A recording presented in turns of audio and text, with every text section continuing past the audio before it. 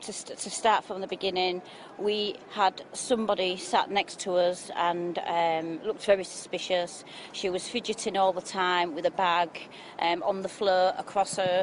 She was by herself. What was she doing?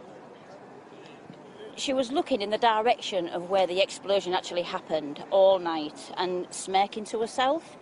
Now, I got suspicious myself, and my friend said to me, who was actually sat next to her, directly next to her, had said, "I don't like this." She was fidgeting with her bag and the zips and on and off, hands in the pockets, and it puts you on edge. What did you do about it? I told security, who then informed a higher security. They were up and down the stairs where she was sat, discreetly watching her. I knew what they were doing. Nothing was actually done about it.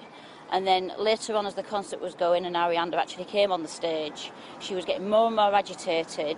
The bag was then on the floor, and I actually sat next to her, and I said, and I actually nudged her arm intentionally so I could actually speak to her.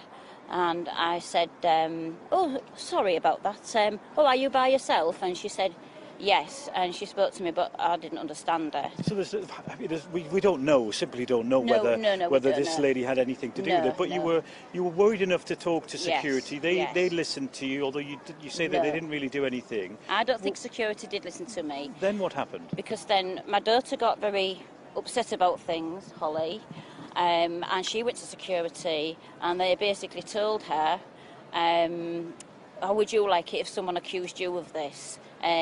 We'll look into it." And nothing was done about it. And then, of course, the concert went on. This lady was more agitated.